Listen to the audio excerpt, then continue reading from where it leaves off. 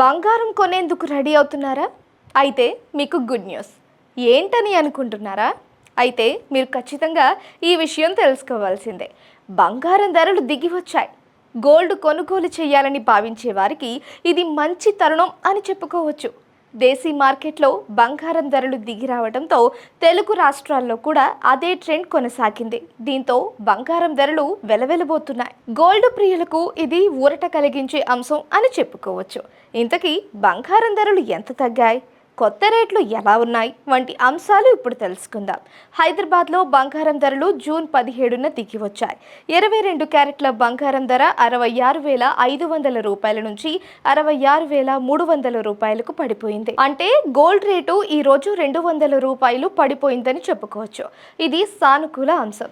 అదే సమయంలో 24 క్యారెట్ల బంగారం ధరను గమనిస్తే ఈ పసిడి రేటు కూడా 220 రూపాయల మేర దిగి వచ్చింది.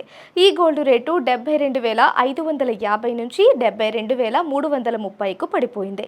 అంటే ఈరోజు బంగారం ధరలు బలహీనంగా ఉన్నాయని చెప్పుకోవచ్చు. అలాగే 18 క్యారెట్ల బంగారం ధర విషయానికి వస్తే ఈ పసిడి రేటు కూడా దిగి వచ్చింది. 54,410 రూపాయల నుంచి ఈ గోల్డ్ రేటు 54,240 రూపాయలకు దిగి వచ్చింది. అంటే ఈ గోల్డ్ రేటు 170 రూపాయల మేర పడిపోయిందని చెప్పుకోవచ్చు. ఇక వెండి రేటు విషయానికి వస్తే సిల్వర్ రేటు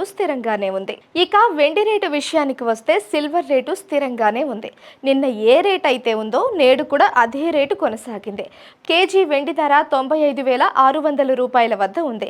వెండి ప్రియులకు ఇది ఊరట కలిగించే అంశం. కాక పైన ఇచ్చిన బంగారం ధరలకు వస్తు సేవల పన్ను అదనంగా పడుతుంది. అంటే జీఎస్టీ కలుపుకుంటే బంగారం ధరలు ఇంకా పైకి చేరుతాయి. అలాగే జ్యువెలరీ తయారీ ఛార్జీలు కూడా ఉంటాయి.